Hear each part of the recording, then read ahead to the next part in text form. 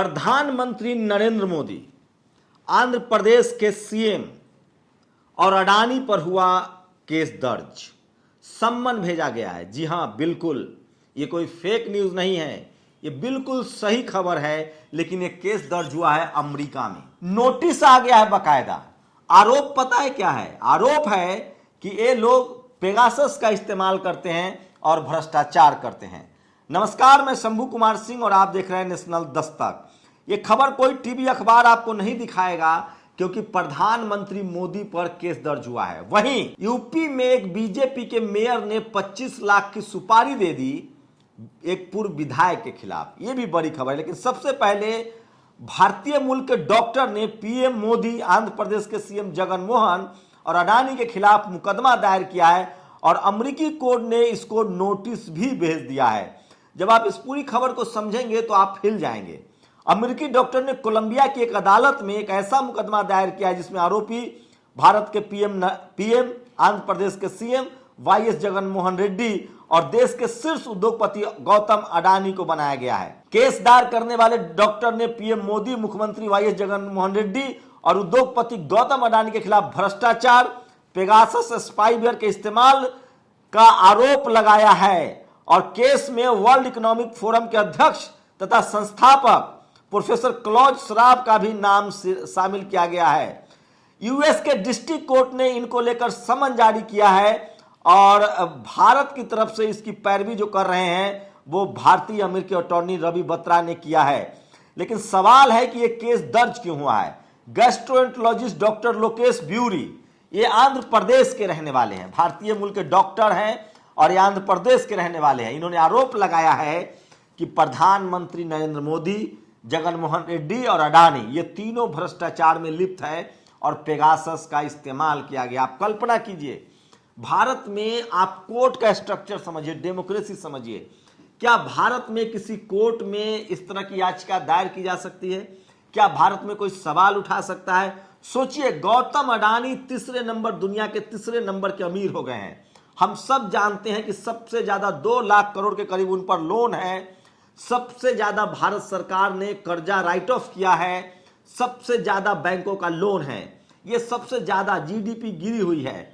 लगातार इकोनॉमिस्ट इस बात का सवाल उठा रहे हैं कि देश की अर्थव्यवस्था खराब है। पेगासस को लेकर सुप्रीम कोर्ट ने एक कमेटी बनाई थी। सुप्रीम कोर्ट में उस कमेटी ने अपनी रिपोर्ट में कहा कि सरकार ने उनकी जांच में सहयोग नहीं किया है। वहीं सोचिए, तो इस तरह के मामले और इसको लेकर लगातार कोर्ट में केस चल रहा है। लेकिन सवाल है कि क्या भारत में संभव है? भारत में आपको बता दूं कि अभी जो जस्टिस यूयू ललित जो चीफ जस्टिस ऑफ इंडिया बने हैं, 3 महीने का कार्यकाल है, उन्होंने 3 केस खत्म कर दिए हैं। गोधरा का केस खत्म कर दिया है। आपको बता दें कि बाबरी विध्वंस का केस खत्म कर दिया है। आपको बता दें कि जो राफेल से मामला था उसको खत्म कर दिया गया है। कहा जा रहा है कि यूयू ललित अमित शाह के वकील हुआ करते थे। जस्टिस लोया की मौत हुई थी तो ये लोग नागपुर में भी पाए गए थे और जस्टिस यूयू ललित पर सवाल उठ रहे हैं कि वो सरकार के करीबी हैं। वहीं ये जस्टिस यूयू ललित वही हैं जो SC/ST एक्ट के मामले में फैसला दिया था, जिसको प्रदर्शन हुआ था। 10 बहुजन समाज के लोग शहीद हुए थे और उसके बाद सरकार को संसद में बिल लाना पड़े था। 19 अगस्त को अमेरिका की इस अदालत में इन लोगों को सम्मन जारी किया गया है और 22 जुलाई को जो है वो केस दर्ज किया गया था। 53 पेज की शिकायत की है डॉक्टर ब्यूरू ने, जो भारतीय मूल के हैं। 53 पेज की शिकायत की है और जांच की मांग की है। तो आप समझ सकते हैं कि दुनिया भर में इस तरह की खबरें चल रही कि भारत में डेमोक्रेसी जो है वो अपनी अंतिम सांसें गिन रहा है और प्रधानमंत्री के खिलाफ दुनिया के दूसरे कोर्टों में केस दर्ज हो रहे हैं। तो सोचिए कि किस तरह का भ्रष्टाचार है। मैं आपको बता दूं, भ्रष्टाचार के मामले में जो अन्ना हजारे हैं उनके खिलाफ भी एक भ्रष्टाचार का मामला सामने आया था। तब कांग्रेस महाराष्ट्र में थी और केंद्र में भी थी और उसकी जांच नहीं करवाई गई थी। अन्ना हजारे ने अपने ट्रस्ट का पैसा अपने जन्मदिन पर बर्बाद कर लिया था, उसको लेकर एक जांच हुई थी। अब वो अन्ना हजारे सोए हुए हैं, अब तक वो धरना प्रदर्शन नहीं कर रहे हैं। वहीं एक और बीजेपी से जुड़ी खबर है, पूर्व एमएलए के मर्डर के लिए दी गई 25 लाख की सुपारी, करप्शन का चिट्ठा खोला तो बढ़ी रंजिश, बीजेपी चेयरमैन समेत 6 अरेस्ट। ये कहीं बाहर की खबर नहीं है, अलीगढ़ की खबर है, जहां एक बीजेपी का मेयर सोचिए, मेयर जो है वो एक विधायक को मारने के लिए, पूर्व विधायक को मारने के लिए 25 लाख रुपए का सुपारी देता है। अब उसकी गिरफ्तारी हो गई है, पूर्व विधायक की जान बच गई है क्योंकि पुलिस ने सही समय पर काम किया। आपने इसी तरह से मथुरा में देखा था किस तरह से बच्चे को उठा लिया गया था और वो बीजेपी नेता के घर मिला था, वो बच्चा महिला नेता के।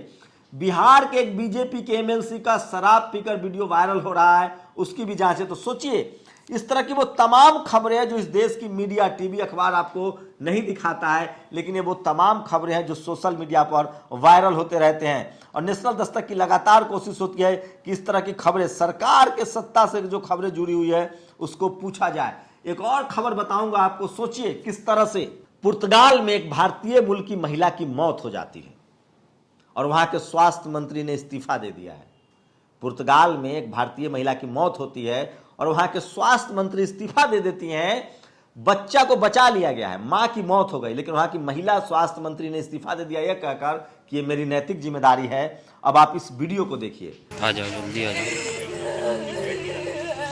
हम चेहरा ब्लर करके दिखा रहे हैं, ये वीडियो है। 5 साल के बच्चा गोद में लेकर एक मां रो रही है। अनुराग द्वारी ने इसको वीडियो को शेयर किया, एनडीटीवी के बड़े पत्रकार हैं। और सोचिए, मनसुख वाडिया, चौहान शिवराज सिंह, मध्य प्रदेश की खबर है। ये बच्चा जो है अपनी मां के गोद में दम तोड़ देता है क्योंकि बच्चा आरोग्य केंद्र पहुंच गया लेकिन उसे देखने कोई डॉक्टर नहीं आया। मध्य प्रदेश की खबर है। एक और खबर बता रहा हूं, सोचिए किस तरह से मध्य प्रदेश की खबर है। Husband of a pregnant woman carried her to hospital a push cart. ठेले गाड़ी पर एक महिला को उनका पति ले जा रहा है, वो प्रेग्नेंट हैं, लेकिन सोचिए इस देश में 70-75 सालों से जो लोग सरकार में हैं उनकी जाति पता कीजिए, पार्टी पता कीजिए और किस तरह की राजनीति हो रही है।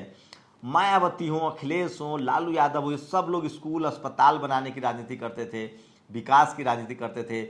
जब से गाय गोबर गौमूत्र की राजनीति आई है, स्कूल अस्पताल एजेंडे में नहीं है। और शायद इसीलिए सिसोदिया की आपको तारीफ करनी होगी जिन्होंने स्कूल को एक राजनीतिक विषय बना दिया है, डिस्कोर्स बना दिया है। तो आप सोचिए, पुर्तगाल में एक भारतीय महिला की मौत होती है, वहां के हेल्थ मिनिस्टर इस्तीफा दे देते हैं। भारत में ऐसा संभव है क्या?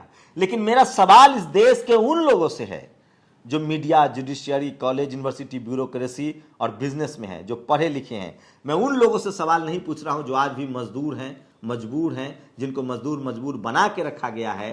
सवाल है कि ये पढ़े लिखे लोग क्यों नहीं दबाव बनाते हैं अस्पताल के लिए, स्कूल के लिए? कौन लोग हैं जो दिन भर हिंदू मुस्लिम में खेल को फंसा के रखते हैं? मैं एक अगली रिपोर्ट में बताऊंगा कि एनसीआरबी के आंकड़े आए हैं, सबसे ज्यादा इस देश में, राज्य कोई भी हो, एससी, एसटी, ओबीसी के लोग मारे गए हैं जातीय हिंसा में, जाति के आधार पर उन पर अत्याचार हुआ है। लेकिन सोचिए इस देश का मीडिया, आपको लगता नहीं है कि एक दिन मीडिया इस देश में हेल्थ का खबर चलाए, सरकार की चूल्हे हिल जाएंगी? एक दिन स्कूल की खबरें चलाए, सरकार की चूल्हे हिल जाएंगी? एक दिन बेरोजगारी की खबर चलाए, सरकार की चूल हिल जाएंगी?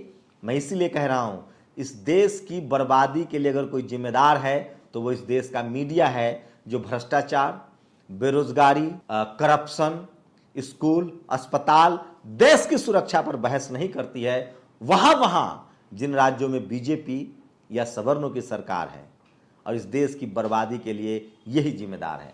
आपकी प्रतिक्रिया बहुत ज़रूरी है क्योंकि सोशल मीडिया ही बहुजन मीडिया, और यही सोशल मीडिया आपको मौका उपलब्ध कराता है और आप अपनी बात रख सकते हैं। मैं फिर कह रहा हूं, इस देश की बर्बादी के लिए मीडिया जिम्मेदार है। सरकार की इतनी हैसियत नहीं है कि मीडिया को बैकआउट कर दे, लेकिन जिस देश की मीडिया जाति और धर्म देकर खबर चलाए, उस देश की डेमोक्रेसी, उस देश की जनता की बर्बादी से कोई नहीं रोक सकता है। आपकी प्रतिक्रिया बहुत ज़रूरी है। शुक्रिया।